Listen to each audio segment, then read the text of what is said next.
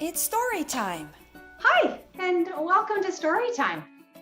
I don't know about the weather necessarily where you are, but today here in Maryland, it is a cold, wet, gray day, and I am so thankful to be in a warm, dry, and community-filled space that is the studio here at Life's Work Yoga. And welcome to November. Right? I mean, we're transitioning for sure into the season of winter. In fact, the solstice, we will be celebrating the solstice next month in December. So be on the lookout for some special workshop on that Tuesday evening. I think it's the 21st of December, if my memory serves me. But all month long here in November, I want to be exploring gratitude. And in today's story time, it really is the beginning of this practice, this exploration, that being thankfulness. So let me just start with a little poem. It's more of a quote maybe than a poem. It's from Melody Beattie. And she writes, "Gratitude unlocks the fullness of life. It turns what we have into enough and more. It turns denial into acceptance, chaos to order, confusion to clarity. It can turn a meal into a feast, a house into a home, a stranger into a friend. Gratitude makes sense of our past, brings peace for today, and creates a vision for tomorrow." So how does gratitude relate to Thanksgiving and thankfulness? Well, we could debate these questions in terms of their definition, their denotation as it's described in the dictionary.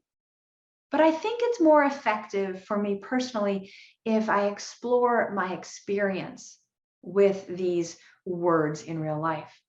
And one way to think about them might just be that thankfulness is the feeling, and gratitude is putting that feeling into action. In other words, the feeling emanating from our mana maya kosha, particularly the heart component of our mind stuff, might involve some tingling or some heat generation in the sense that of a warm feeling. I know that when I'm feeling thankful, there is an openness, a freedom and spaciousness in my heart space. And yet, even more than the spaciousness is a feeling of warmth, almost of having that expansion of spaciousness met by a layer of heavy, warm, handcrafted even blanket of love and support, safety and security. What is the feeling of thankfulness for you?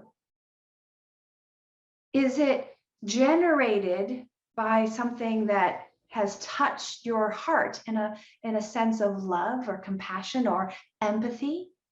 Is it a sense of appreciation for what one has done for you or an opportunity that has been available? I am thankful for the opportunity to be here in this space, but even more thankful for the opportunity to be here in this energetic space with you. The gratitude will come in the sense that the tools, the resources have come together to allow me to act in this way. But it was the thankfulness, the appreciation that spurred me to want to do this, all of this, meaning open a studio, serve my community as a yoga therapist and a coach for inspired living. But gratitude is where we put that thankfulness into practice. So, one of my favorite meditation practices is to focus on a particular feeling. And in this case, this feeling of thankfulness. Now, we could go so far to the gratitude, which is another reiteration. We'll do that later in the month. But gratitude is where we express that appreciation for those around us. So when we talk about this meditation technique, particularly for thankfulness, my challenge to you and to me, for that matter, is I am almost always driven to find the practical application of whatever I might be feeling. And the reason that that is so critical for living in alignment, right, for living a yogic life, is because we can't rely on our feelings always showing up to spur, to initiate our action. And so the choice to pay attention, the choice to notice what we're feeling, so that we can then choose again whether or not we move to action. But by having the commitment to gratitude as a practice means that we are not dependent on having the feelings of thankfulness first as a precursor. Now, is it easier to have a gratitude practice when you are full of the feelings of thankfulness? Absolutely. But maybe you can relate. Some days I just don't have the feelings that I want to do the practice, whether it's an asana practice or a gratitude practice. And this is where tapas, the discipline to do it anyway, shows up. And as I like to call it, this is where I rely on my wanting to want to. It gives me a little more room for compassion to recognize that the feeling isn't there. But the practice is still desirable because I know it aligns with who I desire to be, my truth, my alignment, my dharma, if you will. So rather than thinking about what you are thankful for, consider for the moment what it feels in your being to connect with the feelings of thankfulness. Is there a warmth? Is there a heat? Is there a pulsation, an expanding and a contracting, perhaps, a more intimate relationship with the universal energy we call spanda in the yogic tradition, this pulsing of the life force? What does it feel like to cultivate that thankfulness in your being, in your skin, in your bones, in your muscles, which of course, yes, includes the muscle of your heart? I'd love to hear from you. I'd love to receive an email or a text or a comment to share with me what it is that thankfulness feels like in your body, in your moment of attention on the feeling, the emotion of thankfulness. It might help to call upon a moment, a memory, something that you are grateful for, and then reverse engineer, so to speak, to come back to, okay, what was going on? Was there tingling in my fingers or my toes? Maybe even the hair on the back of my head kind of sparked up a little bit. What is the sensations of thankfulness for you? I met with a friend this past week whom I haven't seen for quite some time, not just because of the COVID distancing necessity, but also just because life took us in our own little path these last few years. So not only was I thankful for the outreach that she extended to say, hey, do you want to connect? I had a heat and a warmth. Even the hair on my arms would tingle and kind of vibrate in the sense of anticipation of our meeting. So much so that as we were in shared space and in shared conversation, and I can always count on this particular friend to go deep with me, deep into the esoteric and deep into the spiritual, knowing that it's already all connected.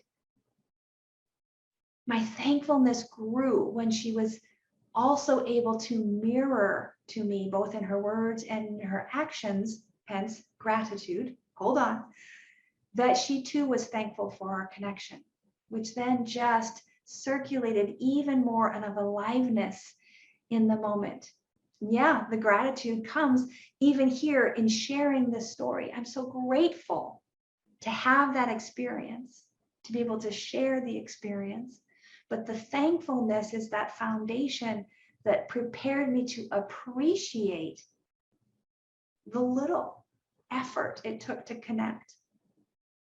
Does that make sense?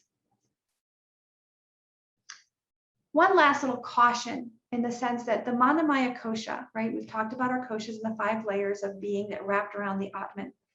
The Manamaya kosha includes the brain, the heart, and the intuitive belly.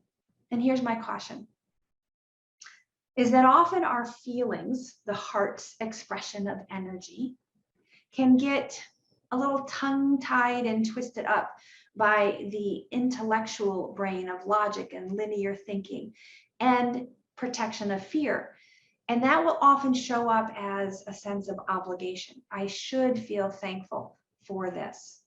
Maybe you have a story like mine in the sense that I should hug someone, or I should send a thank you card, or I should want to go to the party because I was invited. And for me, I just really pay attention to those shoulds, and I give myself permission to not should all over myself. In other words, if it's based in should, it's probably not coming from a true place of thankfulness, a true place of feeling that will lead to gratitude, in which case maybe it's not the right action because it's not in your alignment, but instead is coming from a place of duty or obligation. It doesn't mean that all duties and obligations are bad. It just means we might want to pay attention to the source of that underlying energy to see whether or not it really is work for us to do. Take a moment, as often as you can, to feel into thankfulness, and then apply that logical linear brain and see if there's a way to transfer that energy of feeling into an action of gratitude. And we'll talk about the action of gratitude next week in Storytime. Take care, be well, and I hope to hear from you and to see you soon. Namaste.